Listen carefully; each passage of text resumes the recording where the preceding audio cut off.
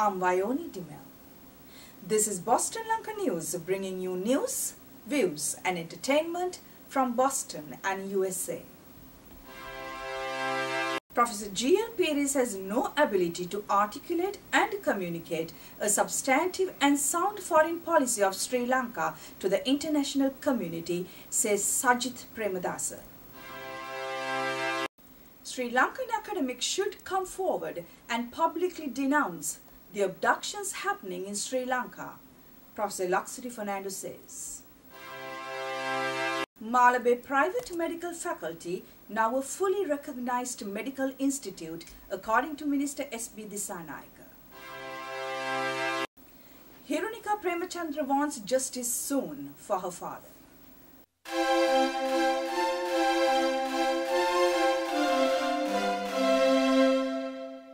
It is my objective in every step I take as a politician to do what is right by our motherland, said UNP Deputy Leader Sajith Premadasa, joining in an exclusive interview with Boston Lanka.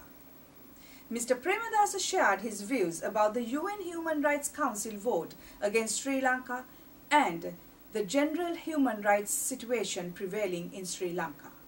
Mr. Premadasa, you have been very vocal on blaming External Affairs Minister G.L. Peiris on the humiliating defeat Sri Lanka suffered in Geneva. Why you single him out? Well, if I may say so, I don't put the total blame on him as far as the Geneva resolution is concerned. I am absolutely perplexed by the incoherent foreign policy that he has initiated, and Sri Lanka as a country are suffering the detrimental consequences of his pusillanimous policy initiatives. Now, if you want me to elaborate, let me do so. Now, when he visited India, he had a joint press statement which was drafted and presented, and it's on public record, whereby he, together with the Indian Foreign Affairs Minister, he states that the government is prepared to initiate a solution which goes beyond the 13th Amendment to the Sri Lankan Constitution in terms of the political settlement. Now, as a consequence of his statement, Honorable S.M. Krishna reiterates that policy stance to the Indian Parliament, August 2011. By the way, the statement he made, the joint statement, took place in May 2011. Now, when S.M. Krishna visits Sri Lanka once again in January, both the President and the Foreign Minister reiterates the position of the Sri Lankan government that it's willing to go beyond the 13th Amendment of the Sri Lankan Constitution.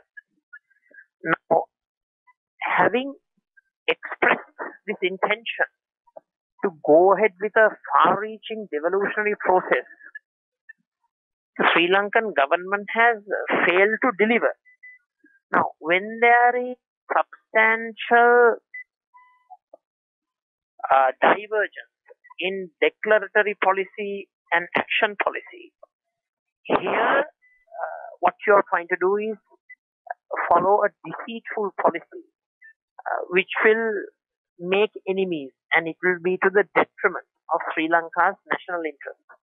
Now, this is why I say the incoherent foreign policy process and foreign policy substance has imperiled Sri Lanka internationally. And this is why I blame Professor G.L. Peiris due to his inability to articulate and communicate a substantive, sound foreign policy that will be in Sri Lanka's national interest. You are a strong critic of the government's handling of human rights issue. Some in the government and also some independent political observers points out that during your father, President Premadasa's time, there were so many human rights violations, such as the death of Richard D'Souza. Do you think it's a fair comparison? One can say that you have no credibility to talk about human rights violations now if you don't condemn the human rights violations happened during the time of your father, President Premadasa, was in power. Well, if I may say so, during my father's administration, we had a situation of political anarchy in our country. The rule of law did not take place. Because of the JVP insurrection, it was not rule of law, it was a rule of the chip and rule of the bullet and rule of the AK-47. So when we have a situation of anarchy, the people who govern the country have to take a decisive decision whether they are going to stand by and watch the country disintegrate into pieces, or whether they take certain strong action in order to re-establish the rule of law, civilized government, respect for human rights, and so on and so forth. Now, if there were so-called alleged human rights violations during my father's regime, why was there any international intervention through international institutions to penalize Sri Lanka? It is because the international actors understood that Sri Lanka's situation was getting out of control. There was an anarchical society. Anarchy was reigning the day. So the government had to take some strong steps to resurrect the situation. Now, today, by comparison, we are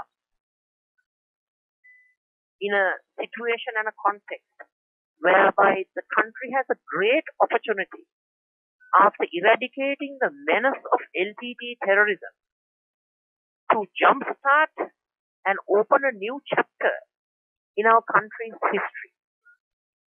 Now, in the aftermath of Prabhakaran's death, the government ought to have initiated a program of reconciliation, of reconstruction, rehabilitation, reinvigorating all sectors of our society. And most important of all, respect for good governance, respect for human rights, implementing good governance, protection of human rights, protection and promotion of economic and social rights. So, this has not taken place. And most important of all, the government has absolutely and totally failed to provide a positive and constructive formula for the settlement of the Northeast issue. We want to unite our country. We want to protect the country's territorial integrity, while at the same time, we have to promote and upgrade the human, political, and social rights of the people of our country. And it is my objective in every step I take as a politician to do what is right by our motherland, not to be persuaded by extremist thinking, cheap political gains. Rather, I will always prioritize national interest, which is why I always give the government their due credit when it's due, and also a vehement critic when the government misuses and abuses its power to advance their own self-interest while sacrificing the interest of the Sri Lankan people as a whole. Raising the issue of abduction was merely a question of human rights, rule of law, due process and democracy, says Professor Laksiri Fernando. Writing an article to the Asian Tribune online news edition, Professor Fernando points out the importance of international pressure in safeguarding human rights that saved the lives of Premakumar Gunaratnam and Dimuthu Artigala, two key leaders of the breakaway JVP Frontline Socialist Party in Sri Lanka. I can confirm I was abducted by the Sri Lankan government forces, blindfolded me and tortured. This includes, I'm embarrassed to say, sexual torture. It is believed that during the last 6 months or so, over 50 persons, and mainly political activists and journalists, have disappeared from the streets of Colombo and Jaffna in Sri Lanka, and 2 of them were Lalit Kumar Veeraraj and Kugan Muruganathan, who belong to the same political movement as Gunaratnam and Artigala. Professor Fernando in his article strongly requests the Vice-Chancellor's Committee in Sri Lanka and all academics to go on public and denounce these abductions as a symbol of their commitment to democracy, peace, human rights and justice in the Sri Lanka society. The Malabe Private Medical Faculty has been recognized as a degree awarding institution by the UGC and the Higher Education Ministry with the concurrence of Sri Lanka Medical Council, the Higher Education Minister said yesterday. Minister S.B Dissanayaka said the medical faculty, also known as the South Asian Institute of Technology and Medicine, would become a fully fledged medical degree awarding institution no sooner its 1,000-bed teaching hospital was opened, and until then students must obtain clinical training from a state medical academy in Russia. According to Minister Dissanayaka, it was a crime to prevent a Sri Lankan student obtaining a local medical degree for Rs 6 million as opposed to Rs 15 million to Rs 30 million a Sri Lankan student must spend by going abroad to obtain a similar degree, and in the process draining nearly Rs 3 billion in foreign exchange annually. The whole country is watching the proceedings of the Laksiri Premachandra's murder, and if justice is not delivered, the countrymen would rise up against it, said Hirunika Premachandra.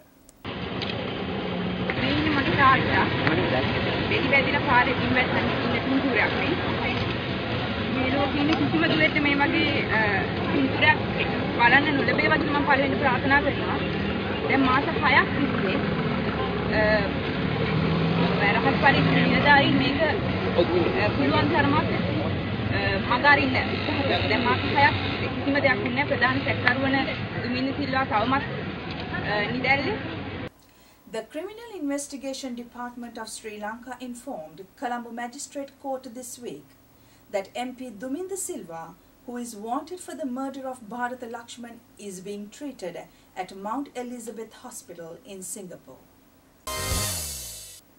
That concludes our news edition. We meet you again with another news edition of news, views and entertainment from Boston and USA. Till then, goodbye.